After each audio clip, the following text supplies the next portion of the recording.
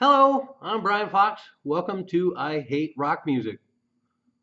But I love rock music. No, I hate rock music. But no, I love rock music. So this is going to be my second video. I picked a Hampton Grease band to start with, and this time I'm doing Phantom Tollbooth. And kind of like Hampton Grease band, they're kind of a classic cult band. They seem to be ignored or disliked for many years, but now there seems to be an appreciation and awareness of them, which I'm very happy to see.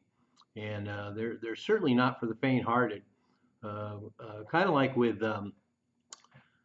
other bands that I'll be talking about, I kind of stumbled across them by accident. I was visiting New York City in 1986 and went to a record shop in the Village, and there in the bin was a new record on Homestead I'd never even heard of, Phantom Tollbooth, their first EP.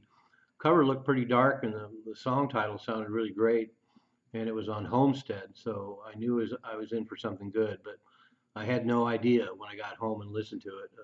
A cathartic and astonishing blast with just ferocious guitar work and frantic rhythm section, as they say, with lots of stops and starts, just really jarring shift changes, a lot of atonality and noise, and a jazz element that just really took them to new levels.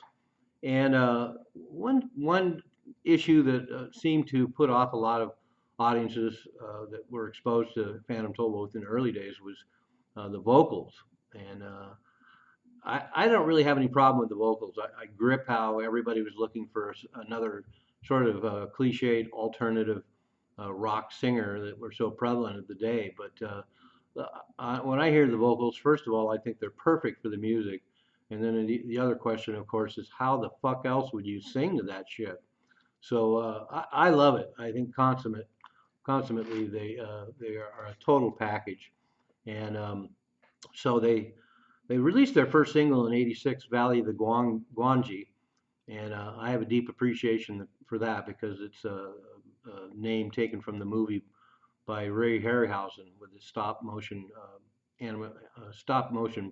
animation, and so to have their first single named after that was a band after my own heart. And their first EP, the one I bought in New York, came out in '86. In 1987, the album One Way Conversation, and then in 1988, what I arguably is their masterpiece, Power Toy, came out, and then in 1990, some live material, Daylight in the Quiet Zone. And so that's their entire output, one single and two EPs and two albums. And Power Toy is great because it's got the most insane version of Heart's Barracuda that you've ever heard. And once again, anybody that has a problem with the vocals, I dismiss you because the singing even on Barracuda is just so over the top. It perfectly matches just how ferocious their version is. And of course, they kick it up a few notches in speed. And Dave Rick is truly astounding guitar player all the way around. The fact that he could put together all of this material and play those crazy, insane, ferocious guitar parts is just still mind-boggling to this day. And speaking of covers, they also picked a great cover to do 45 Grave, the punk band from San Francisco, the song Wax.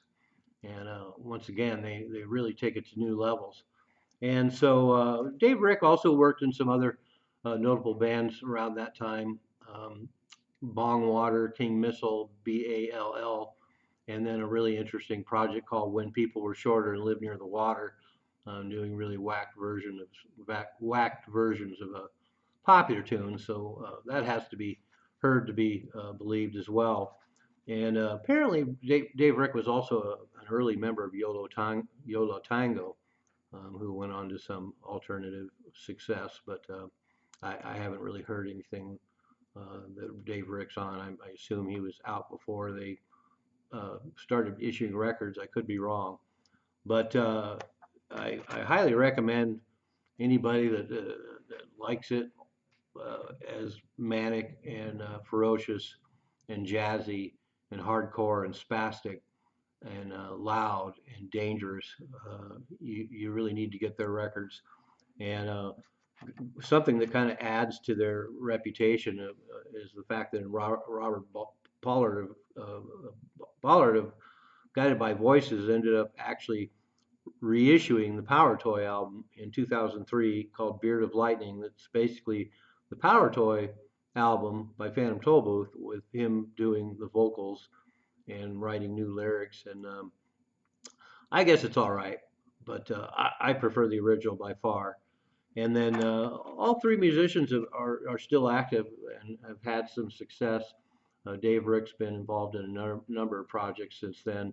The one that appeals to me most and I think is worth checking out is Stress Test because it takes full advantage of his incredible guitar playing, and it's equally over the top. And in fact, in a lot of ways, it's more jazzy than Phantom Tollbooth. So um, sadly, Power Toy is the only one that's available on CD that I'm aware of.